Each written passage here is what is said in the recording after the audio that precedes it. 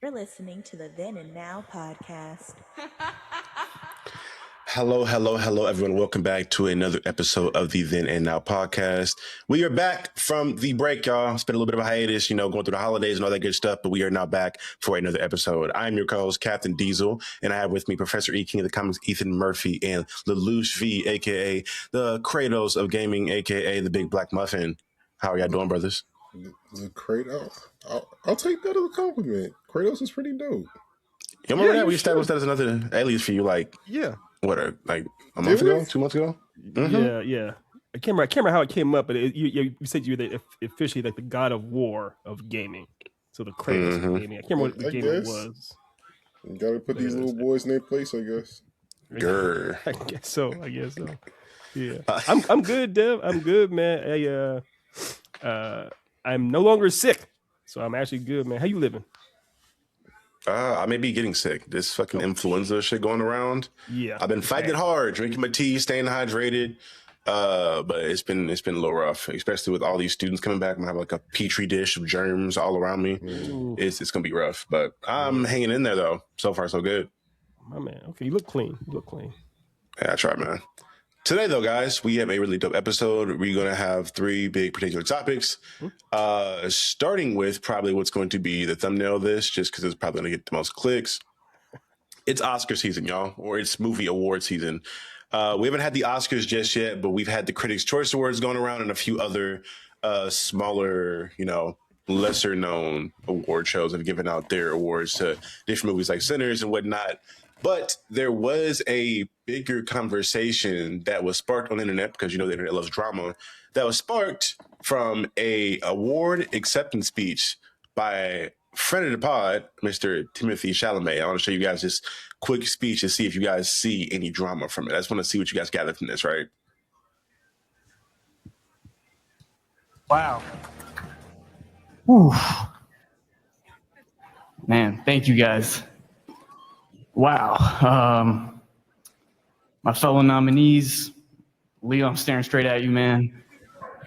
Joel, Ethan, we used to do table reads at Labyrinth Theater Group in New York. Ethan, Wagner, Michael, Joel. I don't think I'm not forgetting anyone. Help me.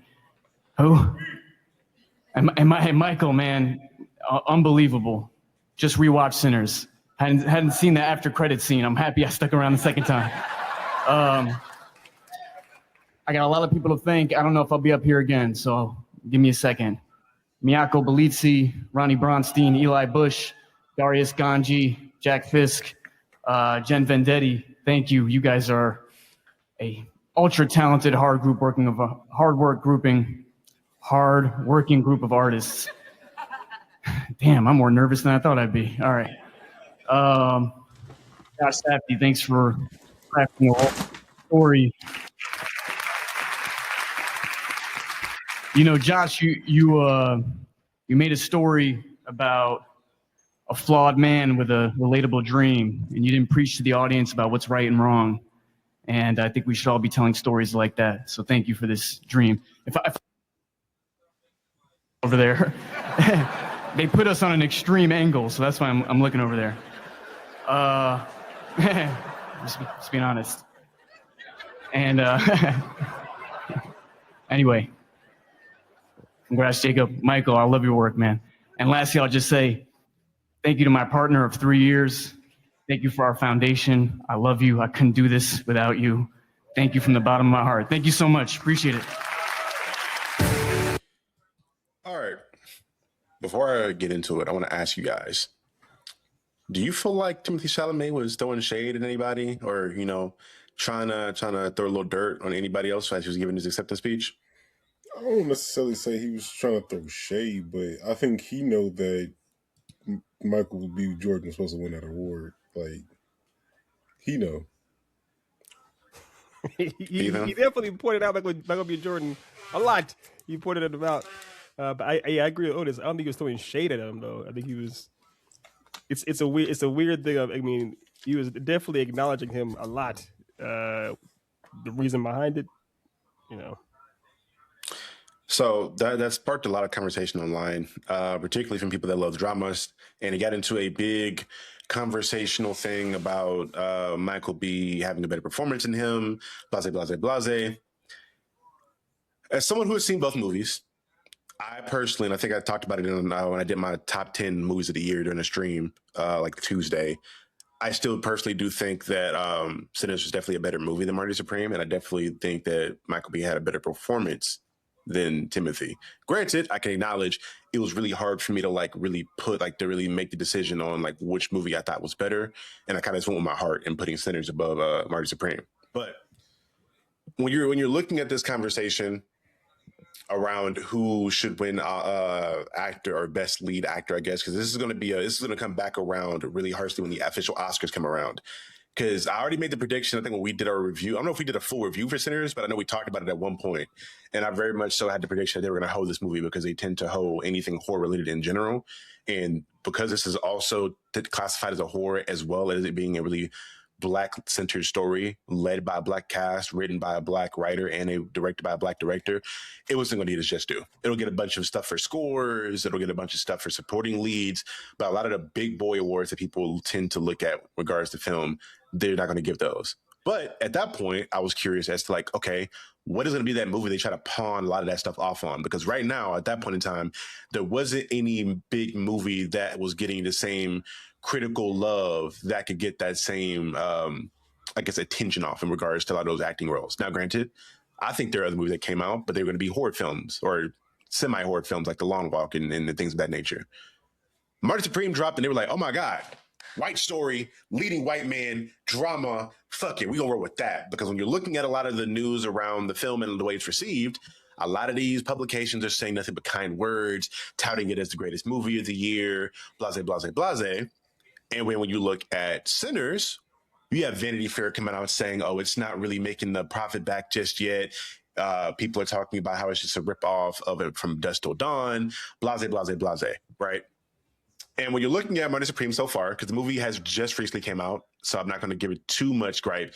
I will say this was so far, it seems like it's going to be a big success for A24. Because this is the biggest budget movie that A24 has put out till this day, being around $60 to $70 million for their budget. And so far, as of 10 hours ago, at least up until this point, they've made $69.5 million back in box office thus far. So, and it's only been out for like, what, 2-3 weeks? I think it's about like 2 or 3 weeks. Since Christmas Day, yeah. So it's looking like it's probably going to make at least some form of a profit. Now, we've already had our conversations around what's considered a profit. So 2 to 3 times the budget. I'm not sure yet, but as of now, they're at bare minimum going to break even, more than likely, before Oscar season comes around.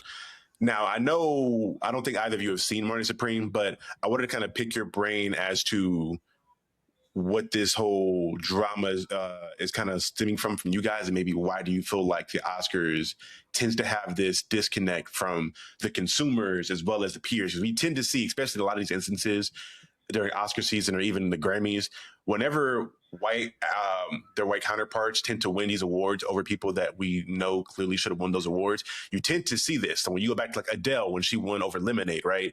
Oh my God, Beyonce, you're an idol. You should have won this award.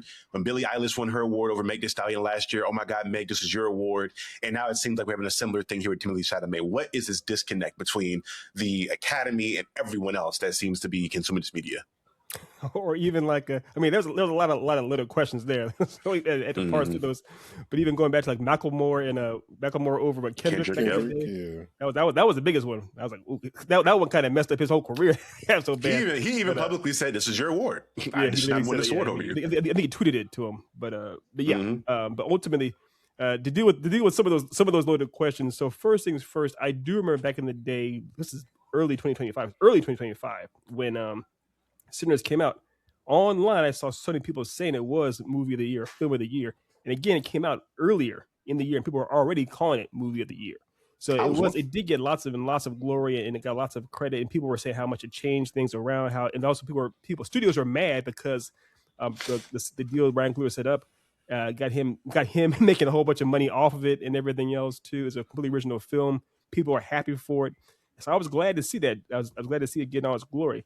But you're right, though. There wasn't really another counterpart, especially, I guess, a white-led counterpart out there that kind of held a candle to it. It was pretty much, it was Sinners, then everything else, in a sense. So if with the Hollywood Foreign Press and, of course, with the Academy, they of course do like white films, but let's not forget though. Obviously, Bong Joon-ho, when he of course won not too long ago for Parasite, and then of course it comes to Everything and Everywhere All at Once. That one recently too. So the Academy, yes, we'll talk about it. We'll talk about that. Oh yeah, they will give non-white pictures best picture and everything else like that. Like you're saying though, the closest white. Never mind. But again, like you're saying, as far as black-led films with black actual actors and directors, it is a rarer breed. There's the Denzel and there's the Will Smith. There's a bunch of other things and other problems in there. So the other question you had as far as why Timothée Chalamet did what he did, going full Malcolm Moore, because it probably is some guilt too. He's like, yeah, man, I'm surprised I'm up here. he's like looking at Michael B. Jordan. Like, my movie came out at the end of the year. Like, shouldn't this be in like next year's award? Like, yeah, it came out literally Christmas Day. Like, this should definitely be going to Michael. Yeah, literally came out Christmas Day. I'm not sure when the cutoff is. I'm not sure, but it definitely it's something. Also, I mean, let's be honest too. You know, Michael B had to play two roles. I have not seen Marty Supreme. I do know. I did look up the story as far as that real life person. From what I understand, it's pretty different, but whatever. But different. Timothy played more or less one person that existed. Mm-hmm. Regardless how good it was one character. Michael B played two, and let's also be honest too. Let's keep it a book. The Academy, who cares about the Oscars? Who cares about the corruption? Nobody watches that or cares about that. There's no actual merit anywhere in there. So, yeah, because I mean, the movies that do the best in the box office usually don't even make a nomination. You know what I'm saying? So, if it's not about what movie is like making the most money, if it's not about what movie has the most fan reception, what is the Academy actually about? Mm-hmm. Yeah. I'm not too mad at because that brings up like the whole thought process in the conversation on the Game Awards, right? To where usually with the Game Awards, the game that just has the most money made isn't always the thing that wins Game of the Year, right? Which I think is how it should be, because you're critiquing art, you're not critiquing marketing, you're not critiquing all those other factors that go into something making money.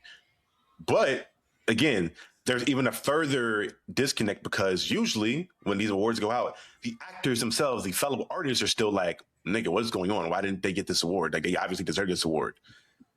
But I didn't know if you had any further thoughts on that, Otis, before. I don't want to cut you off. Yeah, I mean, it was just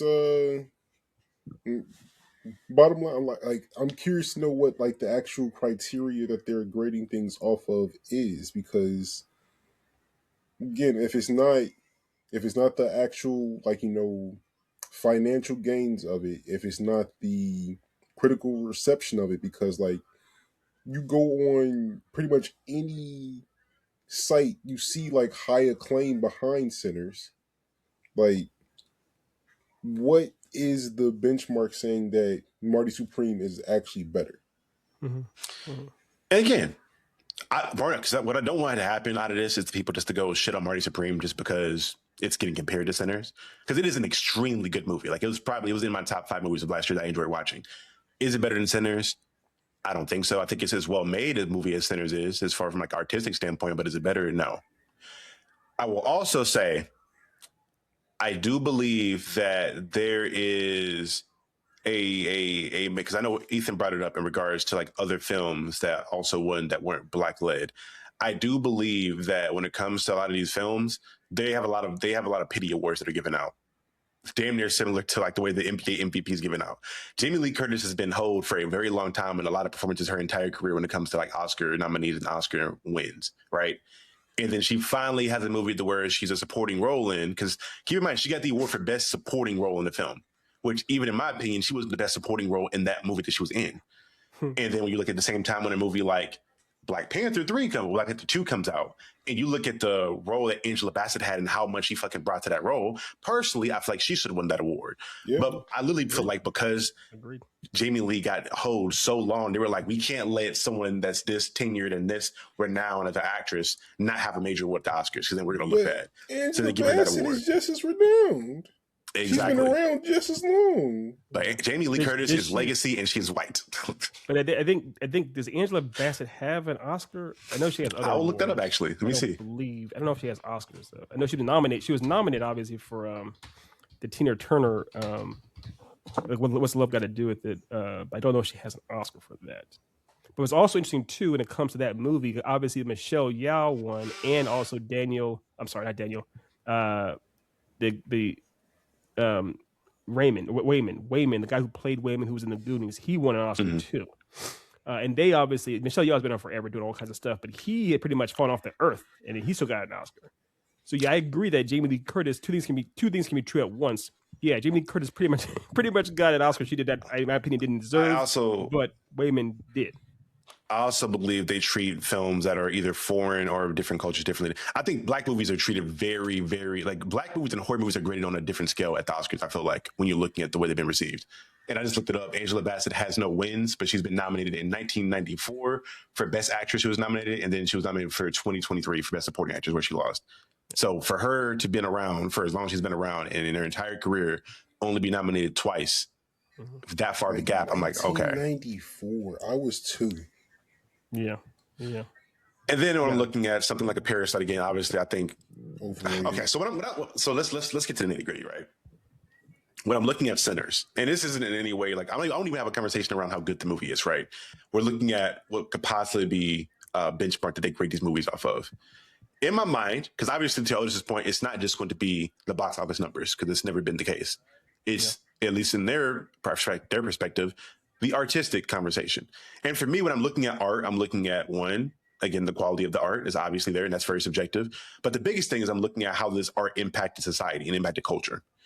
For literal months, you saw people talking about Sinners more than I could even count people that see movies, period. Like the amount of people that got out to go see movies that don't even watch movies that often, that also proceeded to have think pieces around what this meant for this movie, what this meant socially, what this meant for black people in their own black spaces, et cetera, et cetera. The word to mouth and the conversation around this film was fucking rampant for a long time. When you're looking, and you need even further proof of that, again, just to kind of look into, again, we'll dip into the box office a little bit here. I'm pretty sure if I look back at it over this past holiday season for like the week that Sinners was put back in theaters, didn't it make its whole budget back in that week? Like when it was put back in theaters for like during the holiday season? Like it made a shit ton of money on this rescreen. And it was put back in theaters and IMAX multiple times because the word to mouth was so strong and people were showing up to watch this thing over and over and over again. Yeah. When I have a movie that is like literally it's a fucking stamp in cinema history. Like people will forever, like for the next 20 years, like Star Wars, like any other major film, people are going to remember where they were when they saw Sinners for the first time and the conversations they were having around this film. Like this movie will never be forgotten, at least for a very, very fucking long time. Yeah. I mean, when you have that movie and you have the Marty Supreme release, again, another amazing movie. But to Otis's point, not Otis's point, but Ethan's point, the shit just came out Christmas. So there's not even a lot of conversation that you can have around it this soon anyway.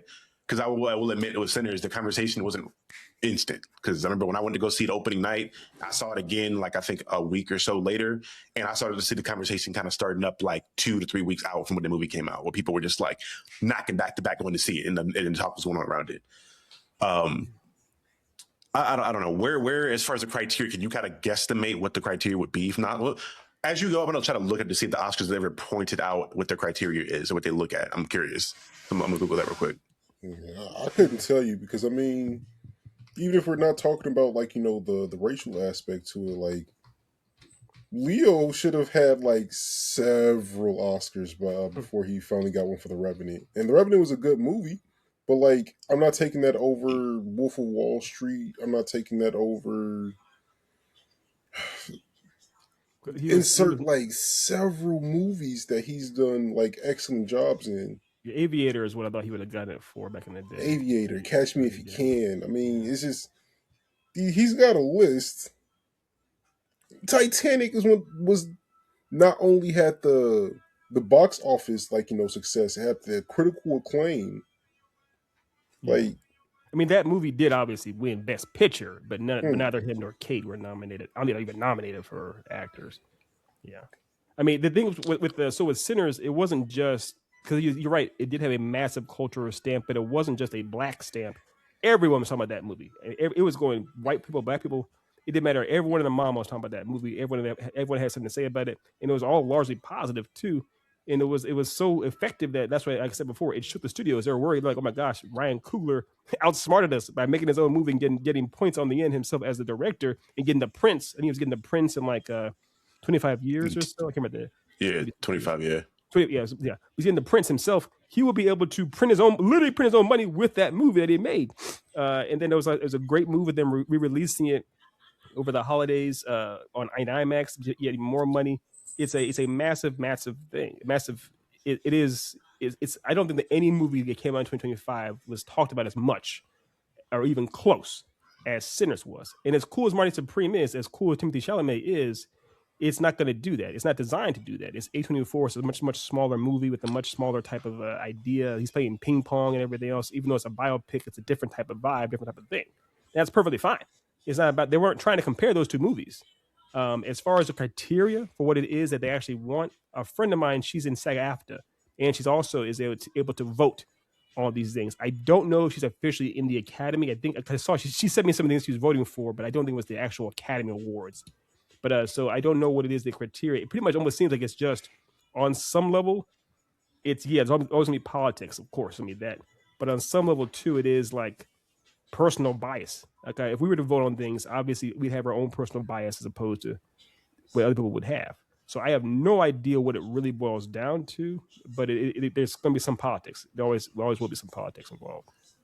So I looked it up, and funny enough, the Oscars does have a general outline of a criteria for each category. Funny enough, so let me bring this up here. So which one do you want to look at? You just look for Best Picture first. They have one for animation. They have one for screening room, Best Animated Feature Film. They have like rules that they have for each one. Animated short film. Let's go to the Best Actor. Best Actor. Where's Best Actor at? Do they have one? It seems like these are just rules for film, makeup, music, visual effects, writing. Yeah, so funny enough, they don't have one for actual individual awards. You just awards for the film itself. I see. Which is interesting. Which is very interesting to me. Whether anyone, I mean, maybe let's look at Best Picture. Yeah. Let's look at Best Picture. Okay, so defining what a feature-length film is. So it has to be over 40 minutes, obviously. It has to be on means of 35 millimeter to 75 millimeter films. Screen. Oh, damn. I'm tripping. Here we go, PDF. If a 3-page PDF file with it. Yeah, so feature length. Made to zoom in a bit, if you can zoom in, so. Yeah, I got you. Yeah. Appreciate it. Thank you. Defined as a feature length film is defined as over 40 minutes. It has to be within 35 millimeter to 70 millimeter film or in 24 to 48 frame progressive scan digital cinema format within a projector resolution. There's a lot of technical stuff. Yeah, that's technical. That's like more actual, like objective right stuff as opposed to subjective. So, Ethan, since you have a friend that is in SAG-AFTRA and also involved in some of this stuff, has she ever spoken about what she looks at in particular when she's voting on these things? Dude, it's funny enough. She was, because I think it was for TV, or it may have been literally because there's actually a SAG awards. The actual actors themselves vote for other actors, essentially. Yeah, those awards came out, funny enough, and I'm pretty sure, I think Sinners damn near cleaned house for that, actually, which I'll look those up real quick. Go ahead, though. Go ahead. Yeah, because what she sent us in the chat, not they spilled too many beans, but it was like, she was showing me some of the ones, like the choices that she had, options she had, and like she voted for like what I probably shouldn't say who she voted for, but she was like, should I vote for this person, and we were all like, vote for that person. What are you doing? And she goes, okay. It very much felt like she was just voting for it. It was 4 choices she had for these actors, and she just chose the one she wanted. And I don't know how much weight that carries. I don't know how many people are in like SAG-AFTRA that vote or the voting committee that she's part of, what have you. But it was very much like she just said, these are the options they gave me to choose. I'm going to vote for this one and this one. And I don't know what the committee or which committee chooses the options as far as which movies get nominated or which actors get nominated. I don't know if she's part of that committee, but as far as they pretty much just send them like, here's your multiple choice test, choose. That's how simple it seemed for what she sent us, for what we saw. All right. The actor awards, the SAG-AFTRA awards, they don't go up till March 1st, but I do have the nominees here, which funny enough, there are some surprises here for me that I did not expect. for some of these awards. So for cast, well, we're not going to order cast motion picture. Best female actor in the leading role, Jessie Buckley in Hamnet, which part of me knew Hamnet was going to get nominated for something because that seemed like an Oscar movie when I saw the trailer for it in theaters. Oscar bait. Yeah, it's Oscar bait, like fuck. Ross Byrne or Byrne. I'm pretty sure your name. I'm so sorry. Burn. I said Ross. Oh my god, fuck my life. Rose Byrne. If I had legs, I'd kick you. I had not seen that. Song Sung Blue, Kate Hudson, Chase Infinity, One Battle After Another, and then Emma Stone in Bugonia. I should have saw that. I almost saw that. I almost went to go see this in theaters and let a date convince me not to go see it. So I regret not seeing it now. Best male actor. Chase, I've only seen two of those movies, maybe three of them. Chase Infinity, because I think it's her very first role too, which is crazy. It's like, what is because you got Chase Infinity versus Emma Stone. Yes, her very first. It's her first movie, at least max first movie. She may have done some TV or something. I know for a fact it's her first movie. So you got her versus Emma Stone. It's like, and even Rose Byrne's around for a long time too. So it's like, God, dog, you got. I mean, that's a David Goliath situation there. She was in one other movie. I've never heard of it though. I think it's maybe a smaller budget film, the Julia set. Which one? But anyway. Yeah. But yeah, best male leading actor. Fuck, I can't speak today. Male actor in a leading role. Obviously, Timothy Chalamet, Murder Supreme, Michael B. that we talked about before. Leo, One Battle After Another. I figured he'd get that one for that. That was a good movie. Yeah. Ethan Hawke. I did not see Blue Moon, and then Jesse Plemons in Begonia. Which again, I'm gonna watch this fucking movie because I did not. I didn't know how good this movie was gonna be, and I had a feeling it'd be fun at least. But I was like, damn. More weird than it's not bad. It's just weird. Very, very, very weird. It's definitely interesting, but I didn't dislike it at all. Yeah, it's not bad. It's definitely not, it's just extremely weird. And for the women's side, for supporting role, this seems about right and what I figured would happen. And from Odessa Azon from Murder Supreme, she killed that role. Ariana Grande, Wicked for Good. I have not seen that, nor have I seen Wicked 1. But from the reception that movie has, I could assume that it was good, right? I don't know if y'all, I know I haven't seen it at all. I've seen part one. Weapons, Amy Madigan, she killed that as well. Wumni Mosaku, of course, and of course Tiana Taylor. So these all make sense here. A lot of the nominations make sense. Miles Canton for supporting role. Oh yeah, that's his first movie too, right? Dev. Mm-hmm. Yeah. Miles Canton, yes, that was his first performance. Because funny enough, he was like her background singer before he got into acting. I don't know how long he's been like pursuing acting, but I know that the way he talked about it, like he like saw the casting for it and asked her like, "Hey, should I do this?" And she was like, "Nigga, if you don't go audition for that shit." Then he went and auditioned, and then I think he learned how to play the guitar for the movie because he did not know how to play guitar before that. Granted, he was a musician already, so I mean, it probably wasn't crazy difficult because you already have a music background, but still learning a whole new instrument within a couple months for a film is kind of crazy. Yeah, to look that good on camera, that's not. Mm-hmm. Jacob Elordi, at this point, he's starting to look like one of those actors where he's going to be Oscar bait for a while because he's in a lot of those like movies that seem like Oscar bait. Yeah, the one was it? Who was it? It's not ScarJo. He's with in that movie. It's Margot Robbie. You know, Margot Robbie, yeah. That's Oscar bait for sure. Yeah, but he's a solid actor. Sean Penn, One Battle After Another makes sense, and then Hamlet. So like Frankenstein, did y'all see Frankenstein? Yeah. I fell asleep on it. I heard a lot of people like glazing that movie, and I was so surprised. I did not expect that to be as good as people were saying it was, but now I feel like I want to watch it at some point.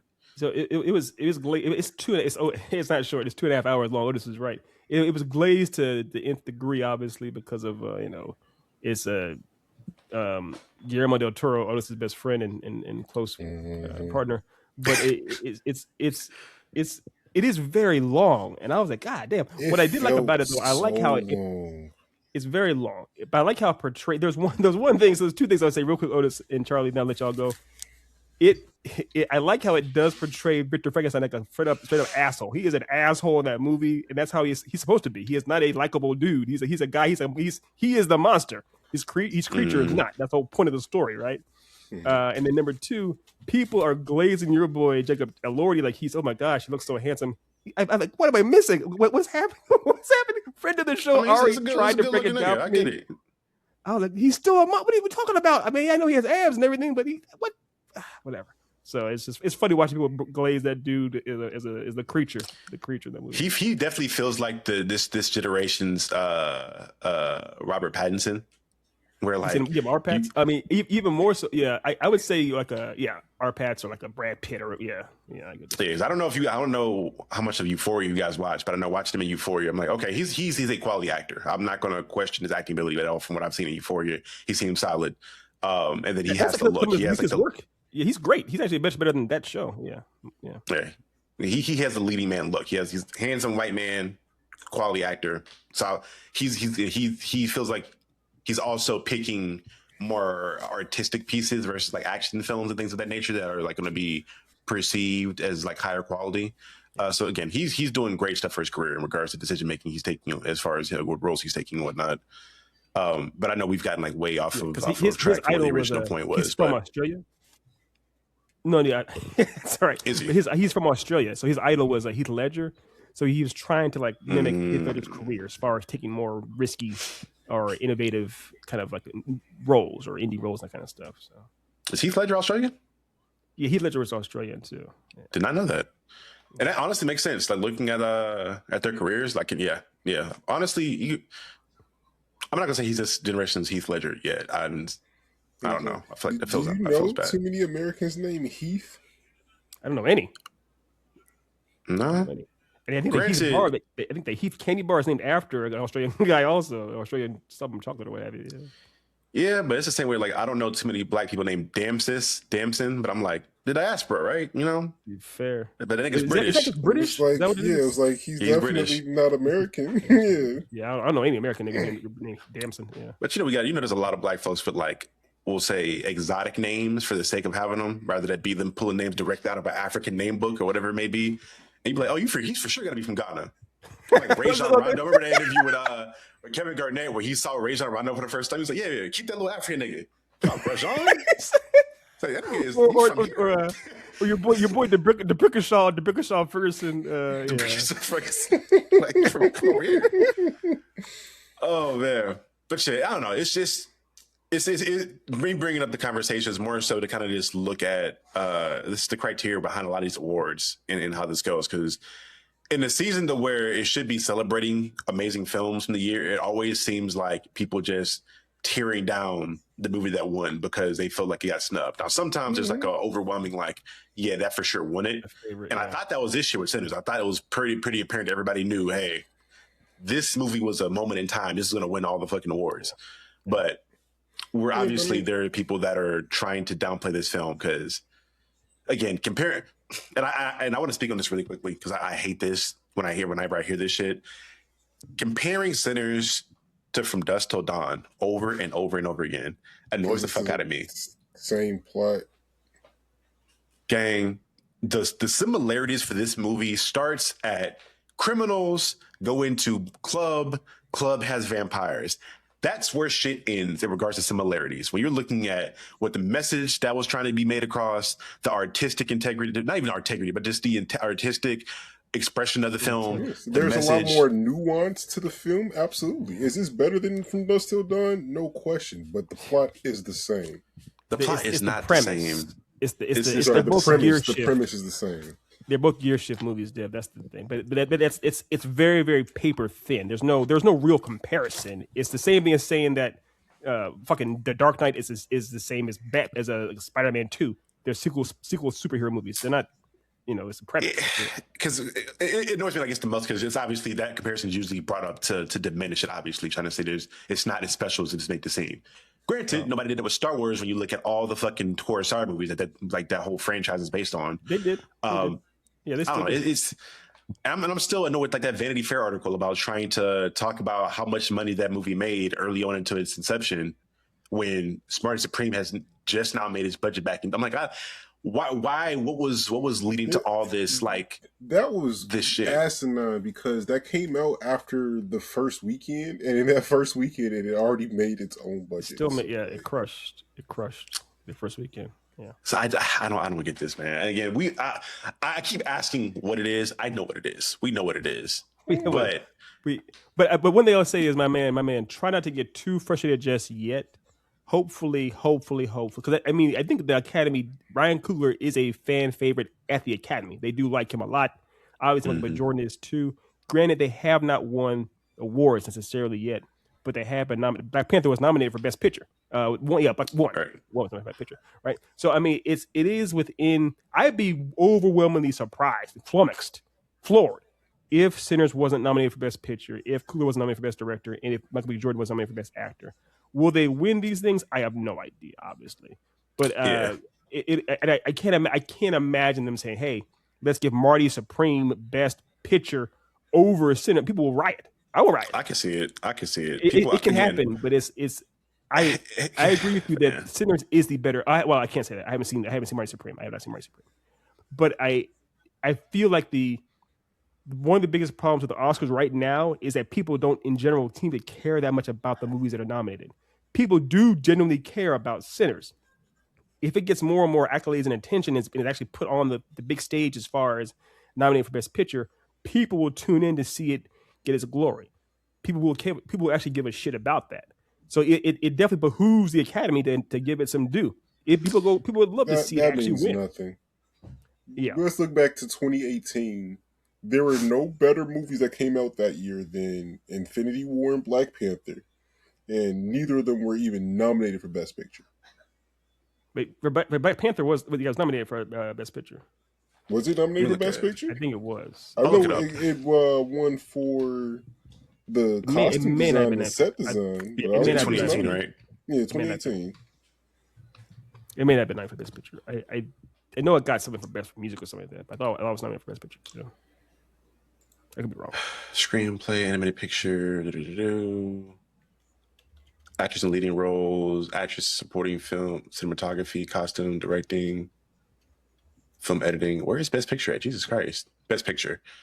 Shape of the Water. Yeah, well, the terminal again. Stick it. Boy.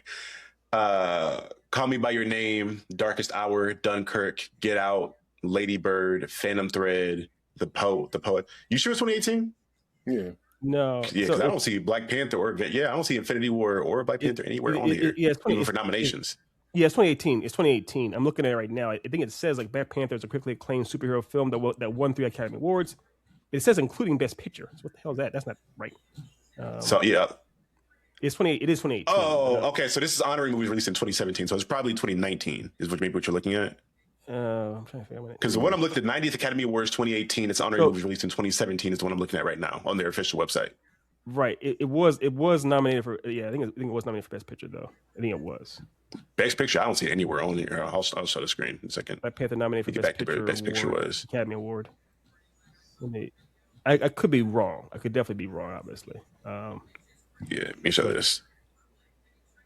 I'm looking at the website.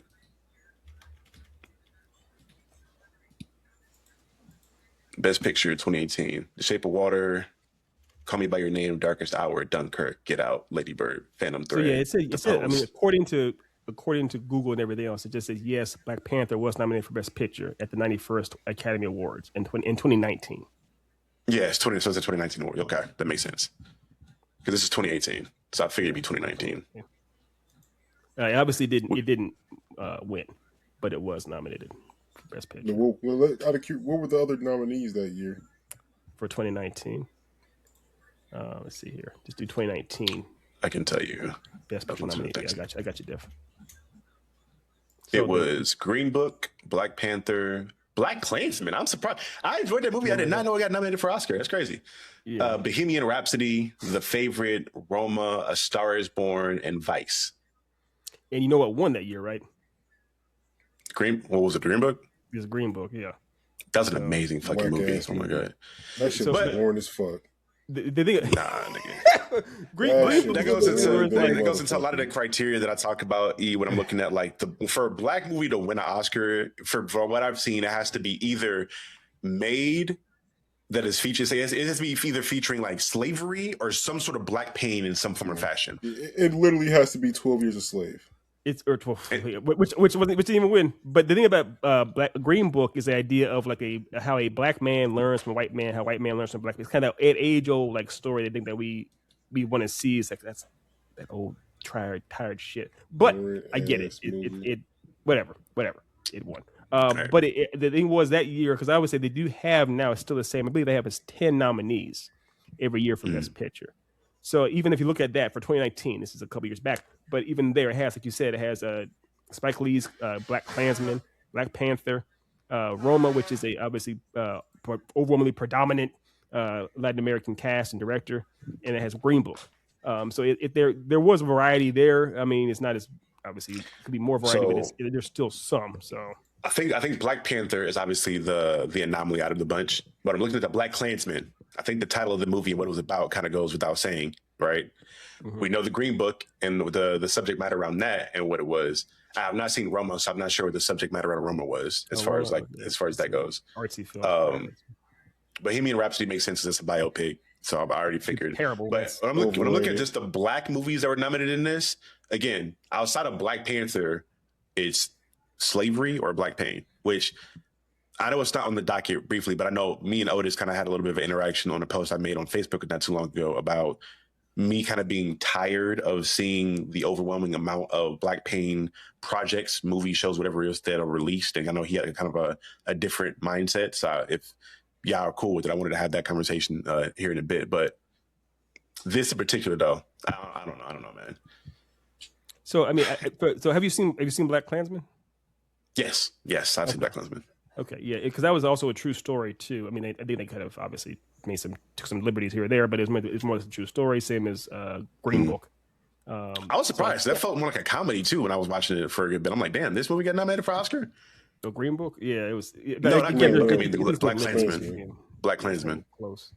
But I think I can't remember. I admittedly didn't like, but I usually associate John Washington with bad projects. That's just me. I like the guy. I do like him, but I like him as a person. I think yeah, he's a talented actor. I think he just picks shitty projects. Yeah, he gets put in weird things. Like he was in like one of the worst Nolan movies. Ballers. He needs Jacob Elordi's agent. Dog shit. Yeah, Tenet was a terrible movie. The Creator, also a terrible movie. Yeah, The Creator. That's weird because I was like, "Yo, this looks dope." What happened? The trailer for it looked fire. The premise of it is also top tier. The messaging behind it, really high tier. The actual end result, shitty. It's hard to watch. I know he's probably pissed because there's no way you like, hey, bro, a Christopher Nolan movie. I'm for sure about to pop in this shit. The Batman, that nigga right there. I'm about to pop in this shit. Movie drops. Yeah. Fuck, I chose another bad movie. He chose one of the terrible fucking Nolan movies. It's funny as fuck. Yeah, you had the worst Russian roulette ever get popped off in a But that being said, I still like the guy. I mean, I watched all of Ballers. All of them. He tried his best. He was solid in Ballers. That's Dwayne Johnson's best acting too, in my opinion. Actually, yeah. While he's acting, he leaves but the show. But anyways, there was that movie. I still want to watch the Smashing Machine. I haven't seen it yet, and I know it's probably like. I seem like that. I felt like that he took that role the most serious out of any of the roles he's had, just because it was a biopic and he changed his look so drastically. I haven't seen it yet though. I know it did horrible in the box office, which again is a biopic about a fighter, so I figured it wouldn't do well. But that's the thing, that he brought his A game as much as humanly possible for that movie, and no one saw it at all. But I think that's more of a marketing issue than it is his acting ability on that one. But even with that, regardless, you're right. He did his job. He showed up more than he ever had before for any movie. So more power to him. I can't blame him for that. Real quick though, what was that movie there was a movie that had Zendaya and John David Washington. What was it called? It's in black and white on Netflix. Oh, I know what you're talking about. I didn't watch it though. I heard great things about it. The whole movie is just them like arguing and banging in black and white. I can't remember what it's called. I know Otis has seen it before. I'll look it up. Hold on. He saw it twice. I can't remember now. But I bring it up because he definitely can act. There's no Malcolm and Marie. Yeah, Malcolm and Marie. He can definitely act. So the problem isn't his ability. He's not the problem. He's not the problem. Is that he chooses, or his agent, they choose. He needs Jacob Elordi's fucking agent. That's what he needs. He needs a new agent. Also, I highly associate Adam Driver with mediocre ass movies too, and I mean he's right there in Black Klansman too. So he's right there with him in Black Klansman. I'm trying to think. I haven't seen Nightcrawler either, so I can't speak to that. I don't know. I know that's probably one of Like his better. Nightcrawler with Jake Gyllenhaal. Not Nightcrawler. What's the other fucking movie? Hold on, I'll look it up. I think I fucked up and did this before. Where I've confused the movies before. Was it at night? Is that what it is, or It's like him on a bus or something like that. Hold on, I'm looking it up right now. No, but when I think of him, I think of of course, Star Wars, deplorable. The Dead Don't Die, equally deplorable. you're talking about Adam Driver? Adam Driver, yeah. Trying to think what else. It's just He was like there's a marriage story. So in a marriage, if you want to see in my opinion, like his actual best performance is probably in a marriage story where him and Scarlett Johansson just like basically throw a hand. They don't throw hands for real, but they basically throw hands. I've seen some scenes from that. I'm like, damn, let me go watch this movie. They was acting their ass off in this scene. Yeah. They're going. Was it Tracks? I think is what it's called. Was it Tracks or is it? No. Which one? Yeah. It's called Tracks. Hold on, is this the movie with him and ScarJo? No, a marriage story is the one with him and no. That is not ScarJo. I'm racist. I thought that white woman was Scarlett Johansson. Oh my god. We'll add that in post. But no. So there is. That's the thing, though. There is definitely an age of like really, really talented people that choose really, really shitty. I mean, Michael Fassbender did that for years too. But they choose. They're talented people that choose bizarrely shitty ass movies. Well, here's some people that got these opposite look. I know Zendaya, nigga. Zendaya be on it with her casting. Like, even if it's a movie where she didn't perform the best, she be picking some fucking good projects. Yeah, her agent is working overtime.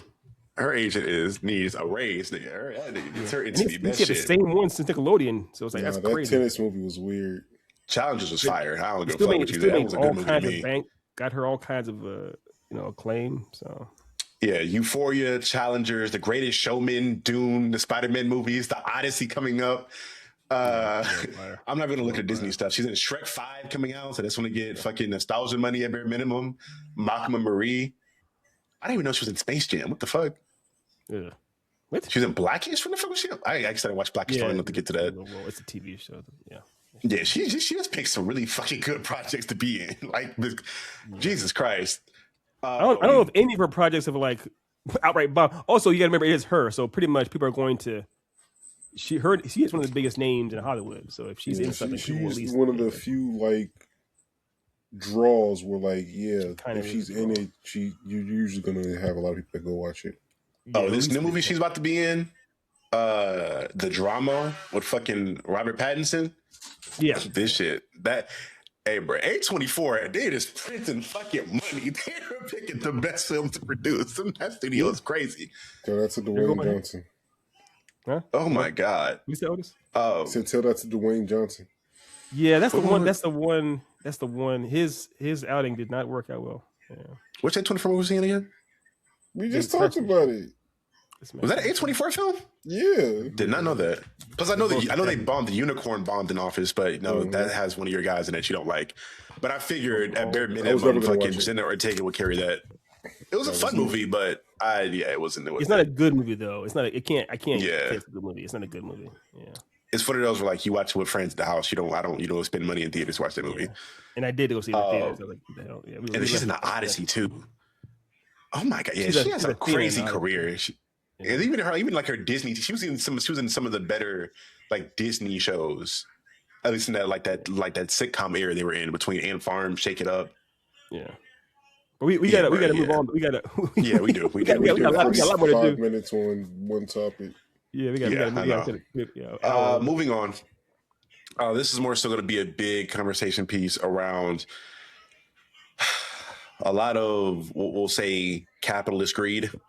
So, for people who are not aware, NVIDIA has been in a lot of hot water as of late because they have made the decision to pretty much take all their current GPUs and they're, for the most part, only selling them to data centers and like private companies. And this is all in efforts to help, again, these AI data centers be able to run at full capacity and even build more. And because they are privatizing most of that supply for those GPUs, that inherently starts to raise up the price on all their other GPUs and all their other products because now it's limited. Because, though, there's a shortage, they have made the decision that they are going to be bringing back the 3060 that dropped in 2021. They, in this article that I'm looking at now, They told their distributors that at the end of 2024, they received no further shipments of the 3060. Like that was their goal. They're just going to kind of phase the 3060 out from the market. But because there's such a shortage, they're going to bring this back. But the crazy thing is because of the RAM shit that's going around and their own issues of privatizing this shit, a 3060 is probably going to go up for like damn near double the price that it did when it dropped initially.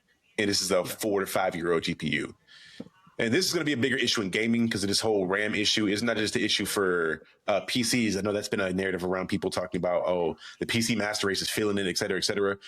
For people that aren't aware, this is going to be an issue for console gaming. This is going to be an issue for cell phones, possibly cars. Anything that uses RAM inside of it, which is pretty much anything with a fucking computer, it's going to have this issue of prices going up all around the market for tech as far as this goes. This being the case, I just wanted to pick your guys' brain onto where you're predicting this to go, or is this going to be, is there going to be a bubble pop at some point maybe when it comes to this AI stuff, or like what is going to fix this market? Because I don't think this is sustainable for these GPUs to be this expensive, especially when you're starting to have games. I know it was announced for the James Bond game that you needed 32 gigs of RAM on your PC to run that game effectively. And it's like, all right, for people that have those builds, they'll be fine. But for you to make money, you don't, like, the masses don't have that beefy of a fucking computer to play your game on. If that's a requirement now, I don't know, man. Yeah. I mean, at some point, the AI bubble is going to pop. It's just that right now, like, the biggest money going into it is also like 1%.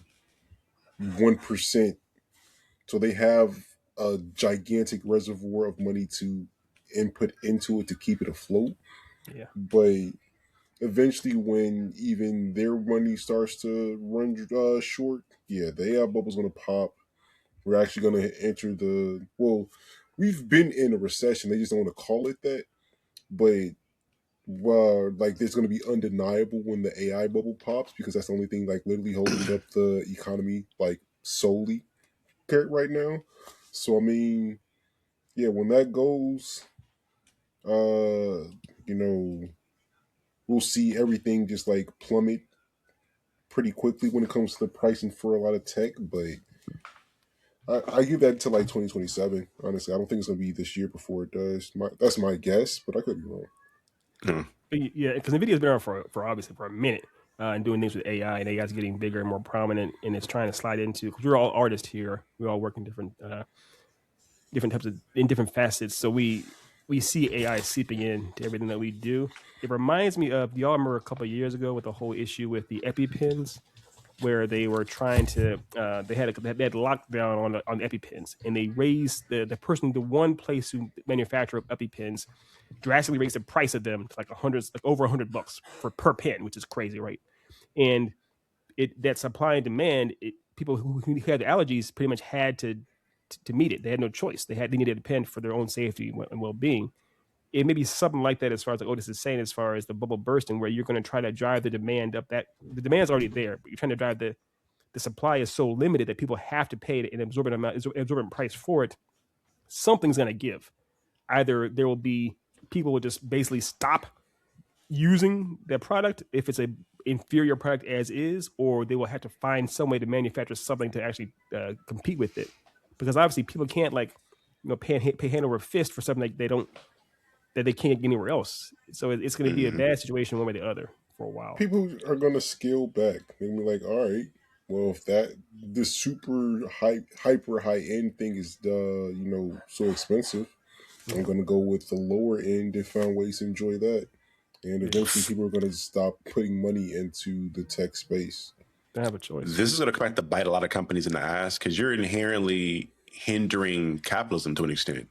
Because the whole idea is that you're capitalizing on people's need for retail therapy, or just like the sense of FOMO when it comes to the new thing coming out, whether it be the new iPhone, the new graphics card, whatever it may be. And you want people with that disposable income to go buy those things. But when you create a economy to where people already don't have a lot of money, your cost of living is going up, so people don't have as much disposable income. And now those things that people would usually put money into to have that sense of relief from the daily gripes of life, they can't afford that anymore. To Otis's point, people are going to start scaling back and finding joy, and you're going to make people kind of create a mindset of, I'm cool with getting the old thing, which you have a lot of people that are already in that mindset now that are more frugal. But when you're forcing people to have that mindset on stuff and they're cool with playing with something that was a decade old that may not run the best, but they'll get the best view out of it, you're going to create a lot of difficulties after this pops because now people are still going to be in that mindset. In the same way that a lot of people were inherently cool with not going out to as many things like clubs or whatever it may be after COVID because they weren't able to go to them forever. And they kind of built this whole thing of like, I'm cool being at home now and watching TV and hanging out at the house. And we still haven't recovered from that. Like you mentioned that, but you mentioned right there, Dev, the economy still hasn't come back. People still have not gone back out like they used to. In LA, I can tell you directly from LA, people still haven't gone out back like they have before COVID. 100%. Unless it's an NBA YoungBoy concert, apparently. Yeah, it's interesting. It's very interesting. But I'm curious as to I'm curious how it's going to affect things like the gaming industry. Because to your point, like with a game like the James Bond game, right, and other games where people are looking at, because every game nowadays has to have the biggest map. Apparently, they have to have the highest graphics, and those usually lead to these games being crazy large for no reason. Which, funny enough, is crazy because you look at something like Expedition 33, right? With as beautiful as that game is, it was only like 40 to 60 gigs the entire game. But then when you look at other games that are comparable in regards to visual quality, they're like 100 gigs for the entire fucking size of the game. So I'm curious as to how these developers going forward are going to scale back their development to make their games more widely accessible to everybody. Because you're just you're hindering your sales when you just don't make your game able to be obtained by everybody. And then even further, when you're looking at console sales, because I think people don't understand, although NVIDIA is the poster child for most PC gaming builds, most people use NVIDIA cards for their PC builds. I have one for mine.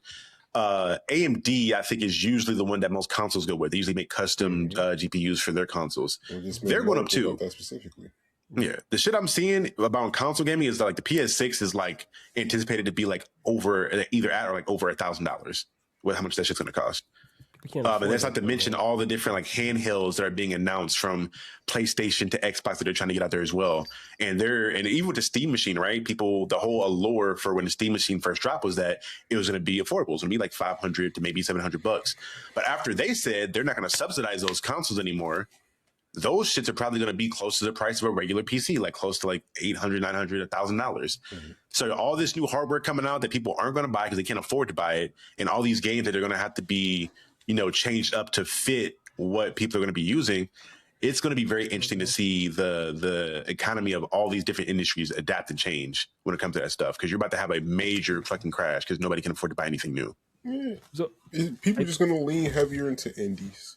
That's what I'm going to say. They're already made to be kind of lower resolution and lower lift when it comes to like the actual processing power of the game itself. Like Hollow Knight, I think that whole game is like 10 gigs.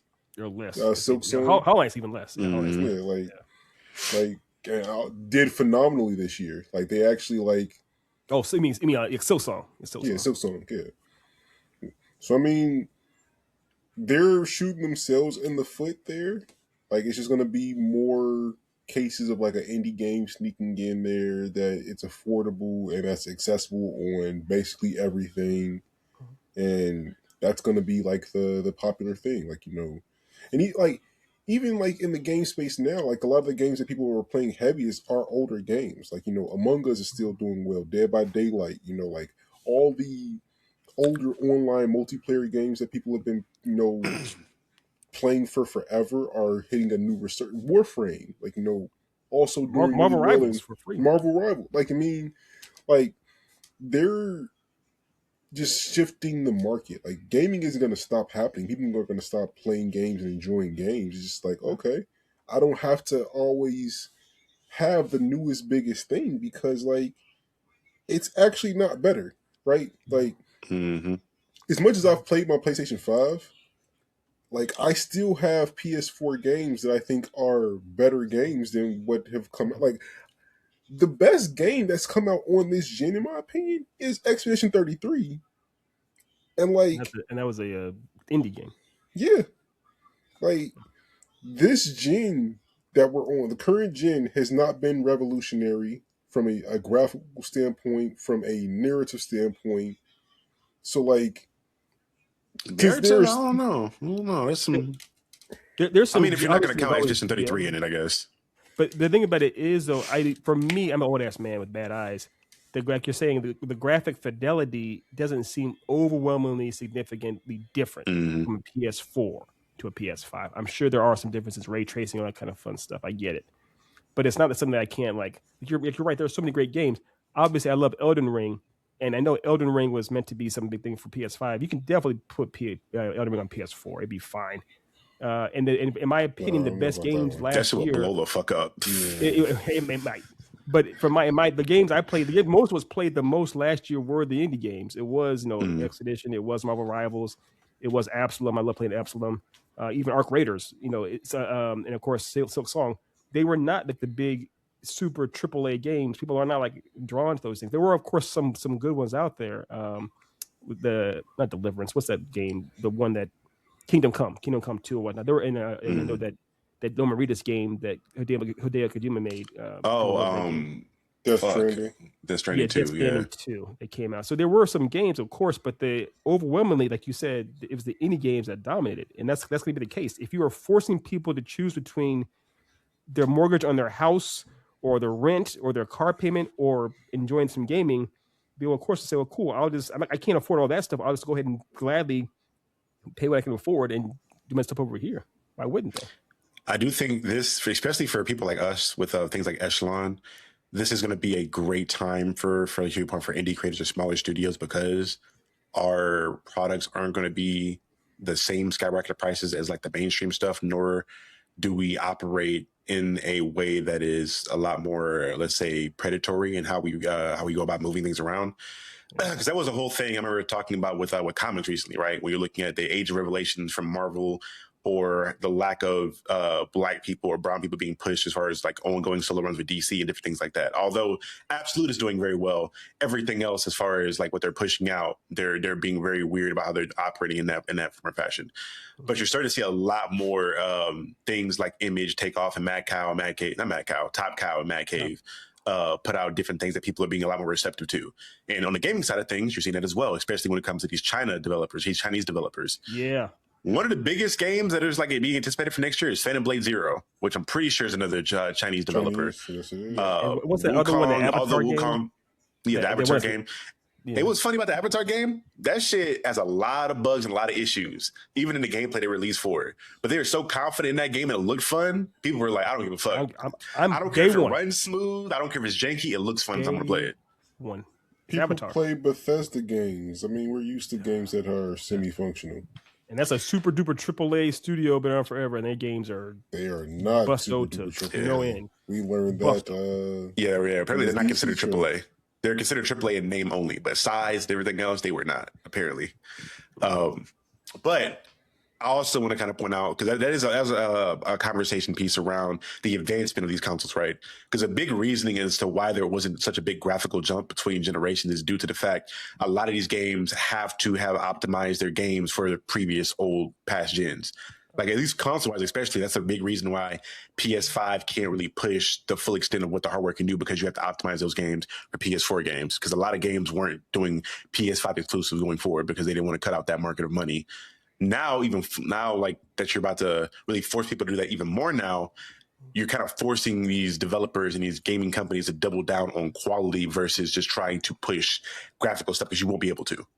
Because you have the games like the James Bond game or other games that are looking to do that with like requiring 32 gigs of RAM, but you're cutting out a large chunk of your consumer base doing that because people don't have. I have one, but that's only because I was in a really good situation where I was able to fucking put that much RAM into my PC. And most people do not. Most people are not. No. What's the percentage, Dev, as far as gamers that use a PC versus a console? Funny enough, I'm gonna look it up. But funny enough, there's a new generation of PC gamers because of the pandemic. You saw a huge influx of people buying and purchasing PCs looking to do a lot of gaming and content creation.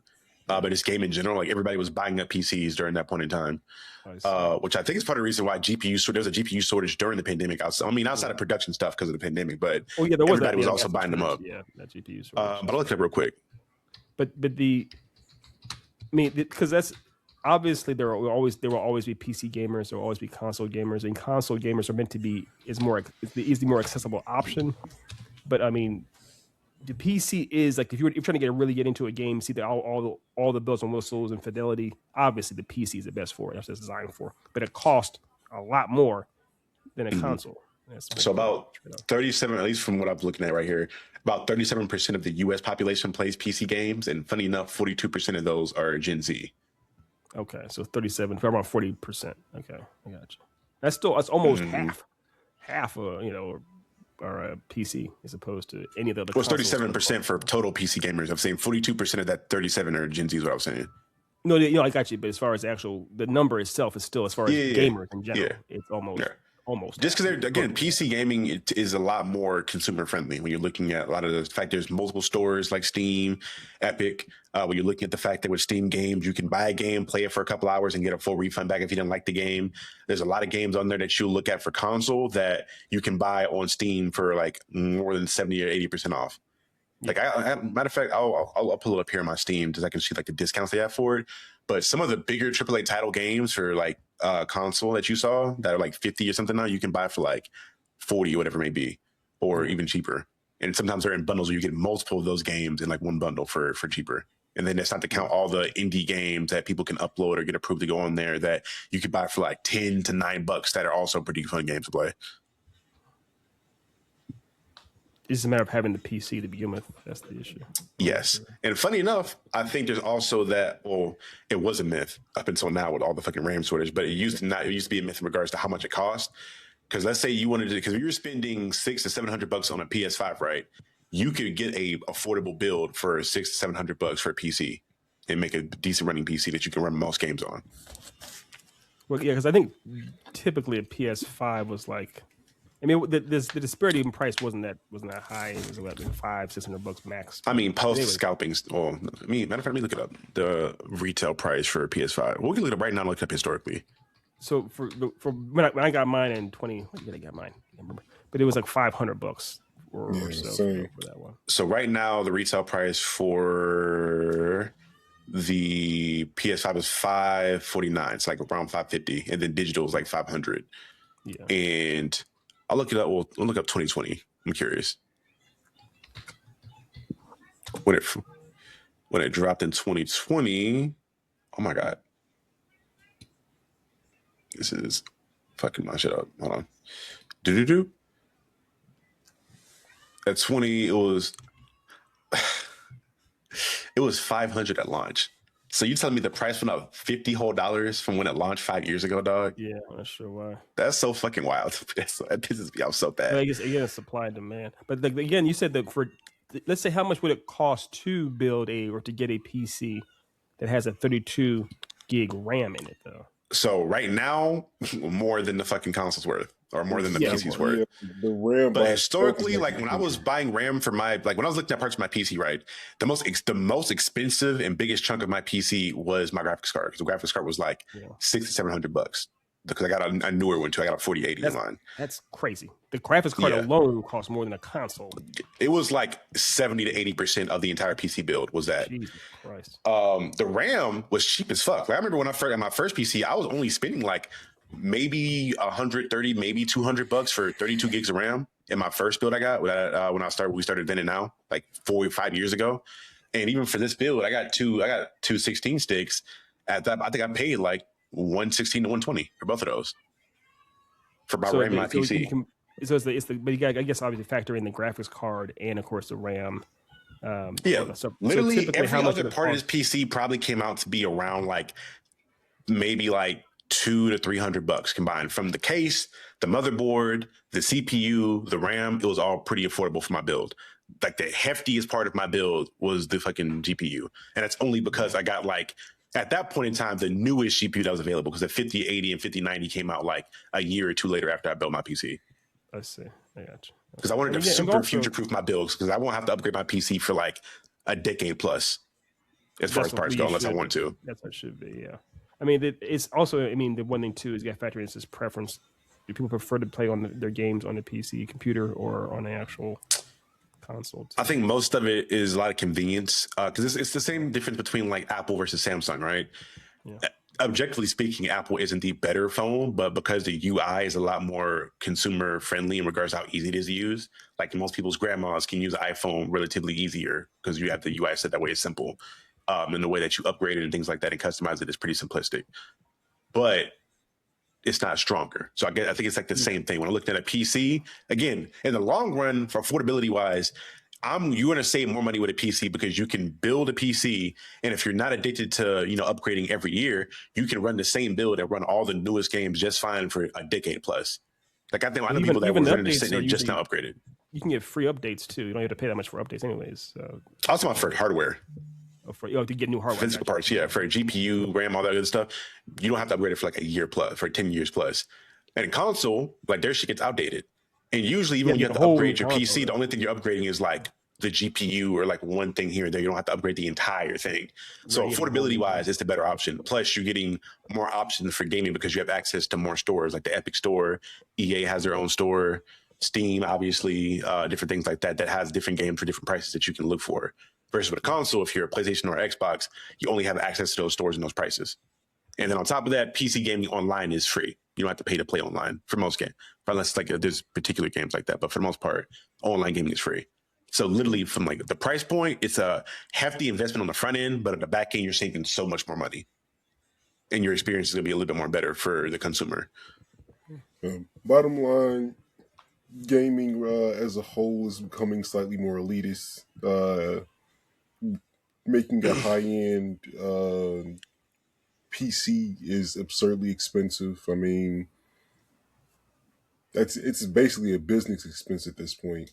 And yeah, until the AI bubble pops, which I really don't think is going to be until like 2027, maybe even 2028, unfortunately, because of the use of it is still skyrocketing.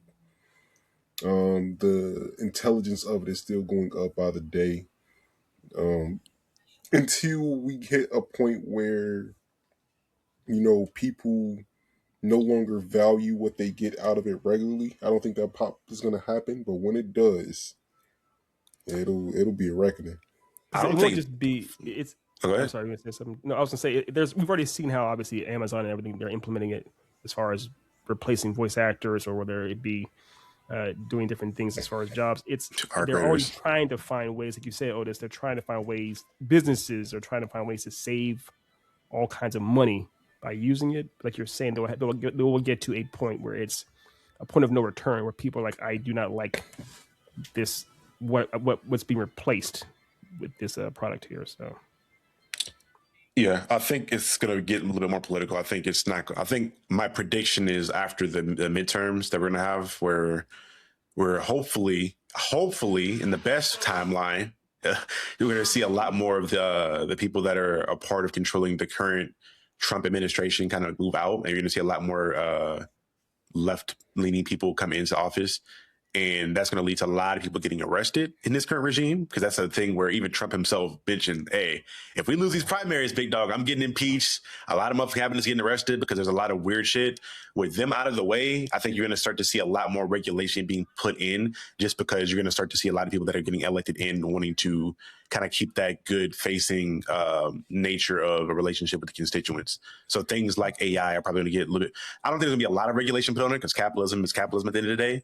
But I do think there's going to be a little bit more restriction around how many data centers can go up, where they're going up, by ruining certain water in certain areas, in certain specifically black areas, because we know that's where they're putting these data centers up at, and they're affecting the water and air quality. I think this is where you're going to start to see a little bit more of a change. Not a massive change, but you're going to see a lot more discussion around all this stuff change at that point. Yeah, actual pushback. Yeah. I highly doubt that we'll see much pushback in that direction specifically, because I mean, at the end of the day, lobbyists really control the government, and as long as those super billionaires are lining the pockets of politicians, whether they're left leaning or right leaning, they're still going to act in ways that benefit the money that's coming to their pocket.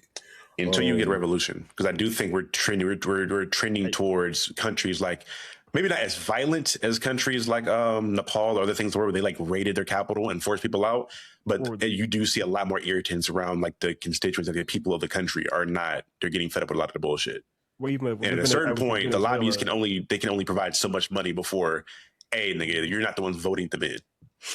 Yeah, it's even with Venezuela. Things are happening in Venezuela now too. I mean, I think what's happening is just that it's, or even with Palestine now, and the whole, you put in obviously the most obvious stuff out there. It's just getting more or less. People are getting more and more galvanized in general about stuff. So when you have things that they have, there was a whole entire coup and several indictments, and this man is still president. So well, yeah, he's a. I mean, but 33 or 37 actual felonies he was 34. Actually convicted of. So yeah, that's a that's a whole other episode. That's a whole other show getting into all that stuff.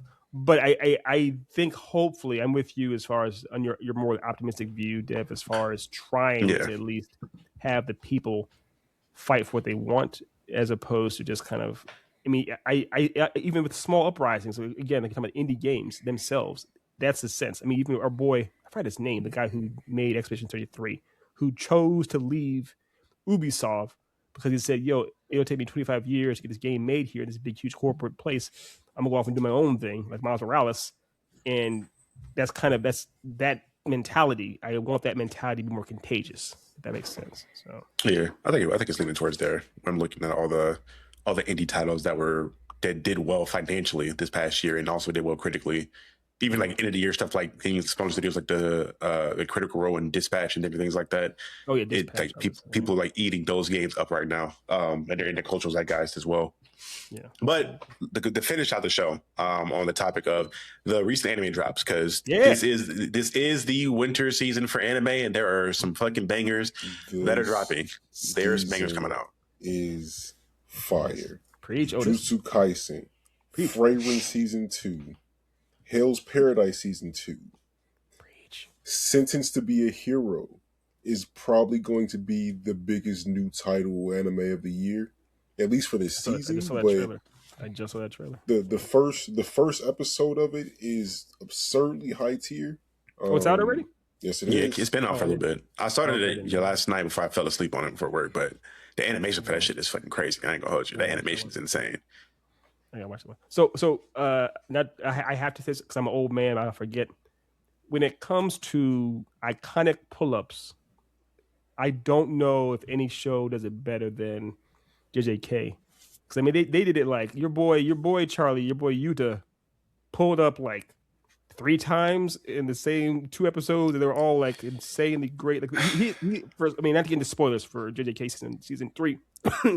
But there's a part where a whole bunch of dudes are literally throwing hands, like they're literally throwing hands at each other, and they all stop dead in their tracks because they believe that Gojo is a presence. They feel the presence of a super duper sorcerer in the midst, and they all believe, oh my gosh, this is Gojo, and no, it's Yuta. That's how if you can pull up and people confuse you with the goat of goats, you are doing a lot of things right with yourself. Are you putting that pull up over the Sukuna one though? The season before? No, or this thing really told everybody don't fucking move or you'll die. No. Like, fuck. That's what I'm saying. JJK, when it comes to pull ups, there's no show. All they do is pull ups. Otis season 1, Otis loves purple. There's a part where Gojo does purple.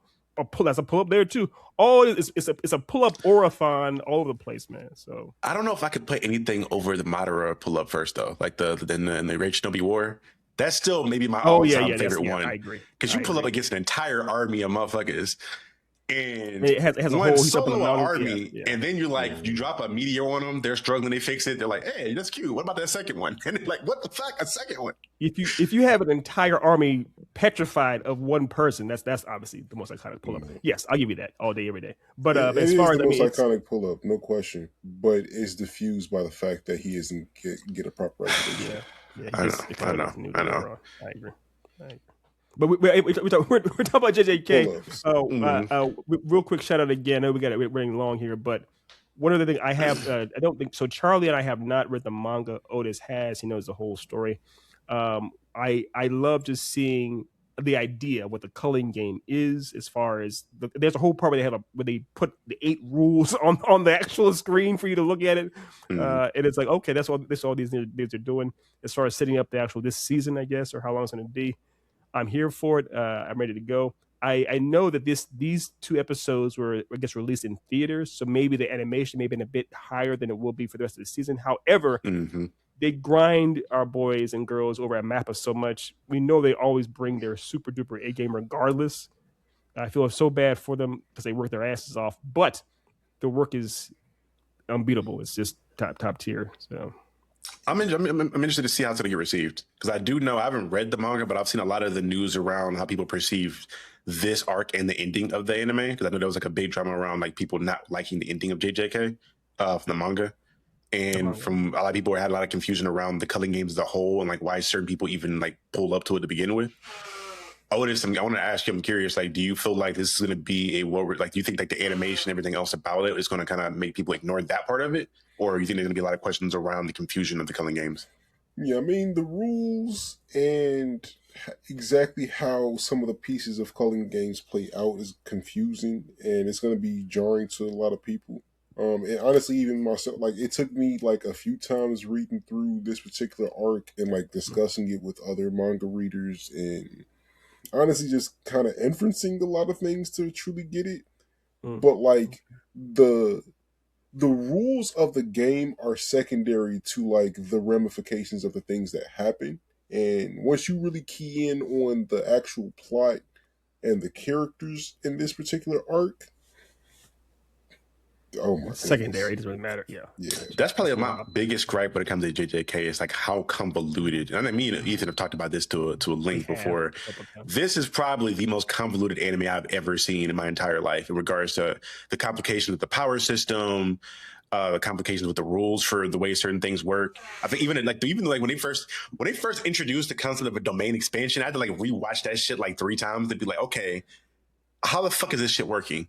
How does this work? How does this shit operate? Why are these certain characters able to do certain things, but these other people aren't? And then on top of that, you introduce like the broken characters like a Gojo, where it's like, does anything work at this point? Because if it gets to a point where it's just like Gojo does what the fuck he wants to do, I'm like, all right, cool. I don't understand what the fuck we're doing here. It's interesting. Again, I think the narrative and the thematically, the show is amazing, and I really enjoyed everything I've seen from it this far. But bruh, I'd be damned if I could give you like an in-depth breakdown on what the fuck has been happening in this show thus far. Like I feel like I have to rewatch videos for Spark Notes to remember like what's been going on or like some of the plot lines or certain things. Just know that, Geto is bad. Yeah. Gojo does what he wants until he can't, but then he can, and then he can't. And then, Yuji he got the demon inside of him in typical anime protagonist format. Stop with the spoilers. Yeah, we all pretty much know that part. But. And yeah, like hands are going to be thrown. And when they finally get to the final arc that I'm almost 100% sure is going to be split into a movie or 2. Oh yeah, they're gonna drag that shit out. I'm gonna be there for it. Like, and we're gonna watch. Charlie, we're gonna watch it. Let's be honest. We're already invested. And it comes to anime is very much like Hunter x Hunter. There's a whole part when it gets into the Nen system. They spend multiple episodes trying to break down how the Nen system. I was like, what? But it's over time, kind of like, and then revisit it, and then new power appears and revisit it. I start to understand why certain anime, like in Naruto specifically, right, where they introduce a lot of rules, and then halfway through the show, those rules just don't exist anymore. We're just making shit. Hands they don't matter anymore. Fuck it, we're just doing whatever the fuck we want to do now, and we'll just figure it out later. Yeah, and obviously this show pulled from JJK primarily from Bleach and Naruto. Right. So it's on some level, it's like Otis is saying, it's more as long as you can invest in the characters and get the main gist of what's happening, get the stakes. As long as you understand the stakes of things, I'm cool with it. Your boy with Nabito, is that how his name's pronounced, Otis? Who was the head of the Zenin clan before he got capped. Spoiler alert for season 2 by Jogo, the old man. Yeah, I believe it was Nabito, something like that. Yeah, something with an N, right? But that old dude, right?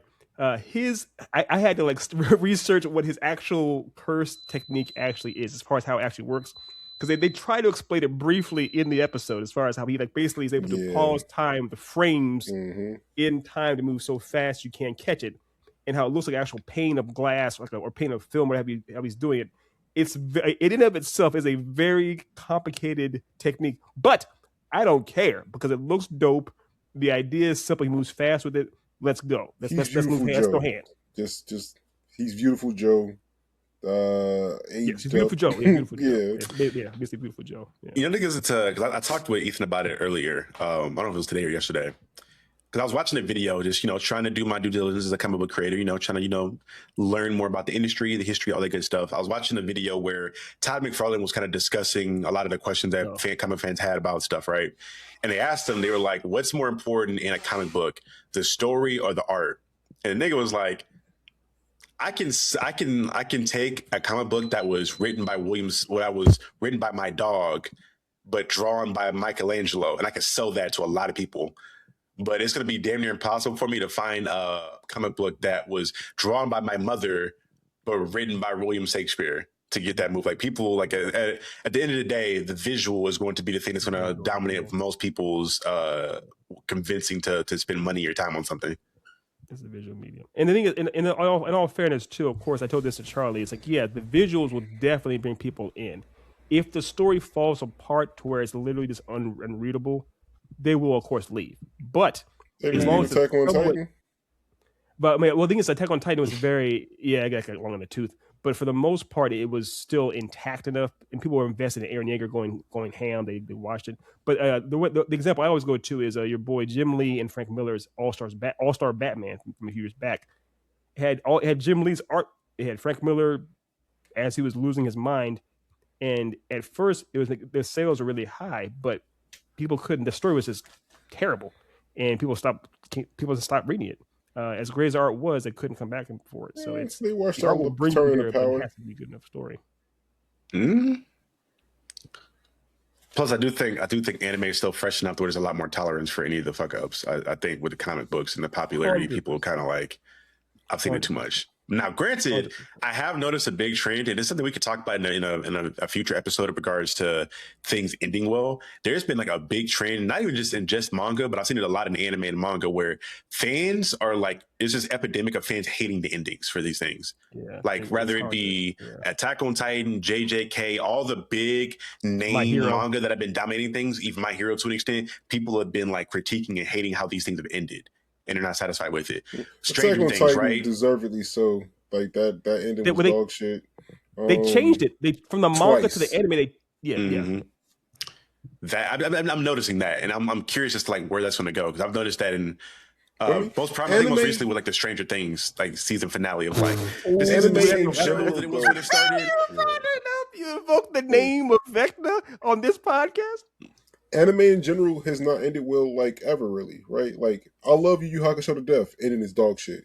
Fullmetal Alchemist is one of the greatest. It is the greatest anime of all time, in my opinion. Ending is dog shit. That's it. But I feel like that's extenuating circumstance. But anyways, you're fair enough. I mean, I think it's harder to think of an anime that actually does end well. Like, it's like a handful of them. And all of them are really top tier to me. Like, I mean, Iron Blooded Orphans has one of the greatest anime endings of all time, in my personal opinion. And it's probably in my top 3 somewhere.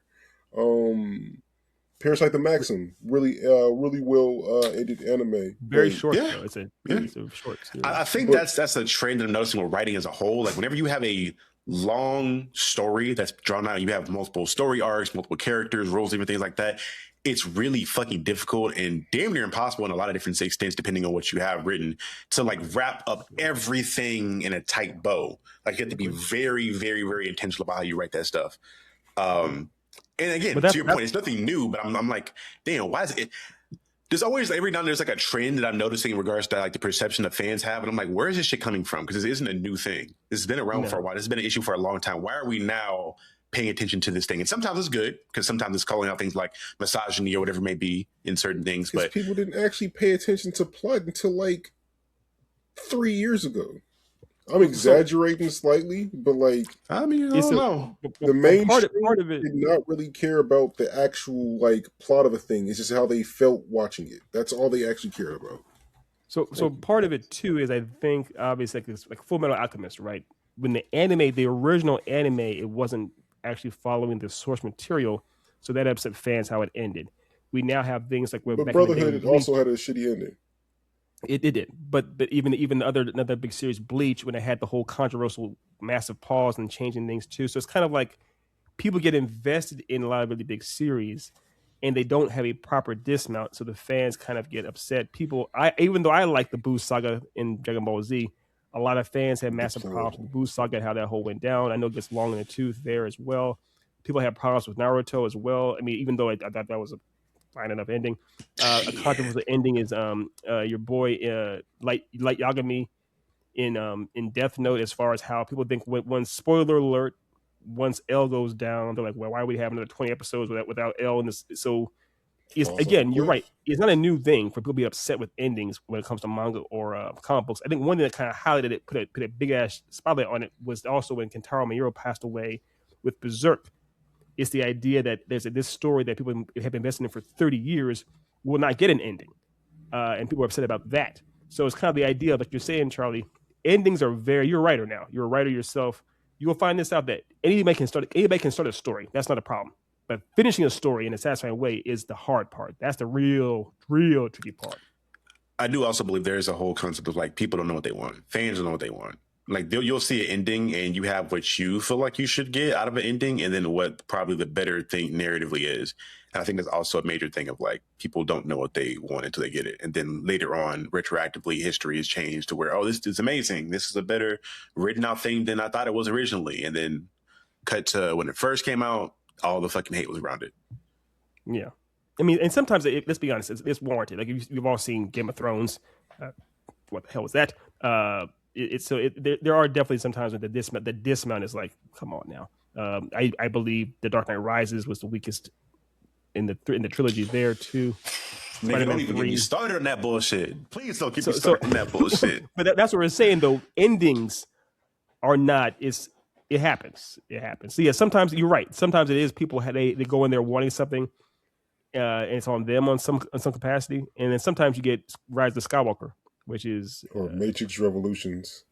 Easy, friend. Let's not say words. Let's not book that ever. That's not a book that movie either. So yeah, nigga, I'm just. So yeah, I do want to. We'll get into another episode where I want to discuss kind of like a writer. I want to kind of give a pseudo POI, like looking at like the intricacies of some endings for stories.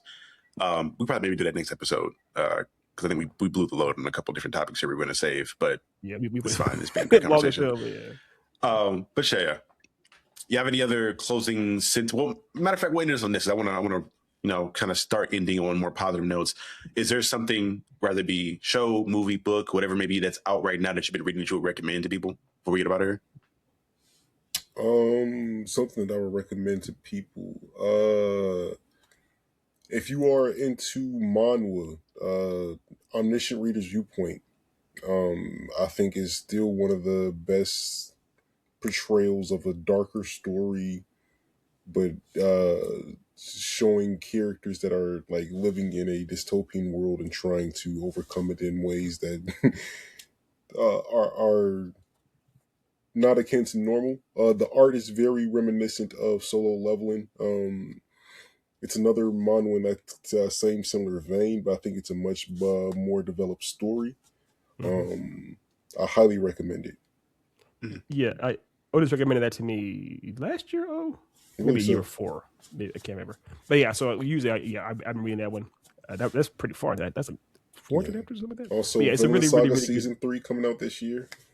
Yeah, it's so it is a great. I'm just reading this point. It's a great story. If you are a fan, or if you think that Solo Leveling is lacking in lots of ways as far as character development or like stakes, Omniscient Reader's Viewpoint is the exact opposite. That's the whole point. It's like, what if you were but essentially a regular person trying to find a way to survive in a world literally where the protagonist is an asshole trying to kill everybody. That's the whole point of the story. So yeah, it's a good one. I will also recommend. I've been getting into Fujimoto after Chainsaw Man. I'm not going to read Chainsaw Man because it is very much I want to be surprised with the anime, but I read his other stuff like Fire Punch and whatnot. So Fujimoto is a really good writer. If you get a chance to read his stuff, any of his stuff. Gotcha. For me, I'm going to recommend Witchblade, the 2024 run that started. The 16. No, this is the issue. This run started in 2024, I believe, at the end of the year, and it's now 15 issues deep. this is my first like introduction into the Witchblade universe as a whole, and this writing has been fucking peak. Granted, I think a lot of it is just due to the fact that Margaret Bennett, being a woman, is writing a woman, and that just tends to be better, especially when you have a story and a subplot in general that's really hypersexual in nature. And it's been really dope. I really enjoy. I love her writing. I want to see if I can try to get her for an interview to kind of discuss some of the stuff with this book. And the art for it is fucking spectacular. It's just great in general. And I'm gonna go read Darkness, which is gonna I know it's in the same universe and kind of not really a spin-off per se, but it's a adjacent book to everything there. So I'm gonna read that. But yeah, it's only 15 issues deep right now. Image is cooking. Mac is cooking. There's a lot of indie comics that are just thriving right now. Bitter Roots doing great. Roots of Madness by Stephanie Williams. I think I on the shelf right up there behind me. Matter of fact, I'll just this shit. Stephanie Williams is one of my favorite writers in comics right now because when it comes to writing Black people and Black women as a whole, she does her big one. And I'm hoping, because she put a post out about her wanting to do a Vixen book. Please, DC, we know you don't like giving Black people or any brown people ongoing runs. Give Stephanie Williams an ongoing Vixen run, and I promise you will print fucking money. I promise you will print money. Give it to her. Didn't she do like that massive run on Batgirl? That was her, right? I don't think she did Batgirl. So she also got another one of her books back here. She did the Nubia limited run. She worked on obviously this Temporal. She worked on she did a Wonder Woman thing recently. I think she's doing some X-Men stuff. Whatever, it could be Gail Simone. She's doing a lot of shit. She's been fucking writing her ass off the last year. Yeah, she's on Exceptional X-Men, I think, right now. But which, funny enough, interview with her probably coming in April. I've been emailing her back and forth trying to get her on for scheduling stuff. So I'll be doing an interview with her in a dojo in April to talk about a lot of her stuff. But yeah, love her stuff. So go check out anything fucking Stephanie Williams at this point. But yeah, that's all I got. Yeah. All right, y'all. As we part, we wanted to, of course, just thank y'all for, if y'all stuck around for this whole show, thank you very much. We are very happy to be here. It's 2026. This is our first show, right, of 2026, y'all. Yeah, right? First episode of 2026. Yeah, we're happy to be here with y'all. Thanks for coming back to see us. We hope this should be a very fun and exciting year. We got Otis. Our official mascot for the show now is Otis's cat, Akira. That was Salem. That was Salem? Same difference. Racist. I'm a catsist. I'm a catsist. But yeah, again, I know we got to ramble this episode. This is us kind of getting back into the saddle and getting a rhythm again. But yeah, next episode, you can expect more of hopefully a POI type of breakdown, at least for the first topic or whatever it may be. But again, thank you guys so much for tuning in. This has been the In and Out Podcast. Fucking what, on year 5? Year 6? I don't know. So we about 5-6 years deep into this shit now. It's been a minute. We started 2020. We started in 2020 or 2021. So about like 5 or 6 years. So even and then we took a break, but still. Mm-hmm. But again, thank y'all so much for all the support you guys have shown us throughout the years. At this point, if you've been watching this long, and for anyone that finds us after the fact, we are forever thankful, forever grateful. This has been Captain Diesel, King of the Comics, and Lelouch V tuning out for the first episode of 2026. Y'all remember, forever and always. You're listening to the Then and Now podcast. And we'll see you guys next time. Peace. Subscribe, little bitch.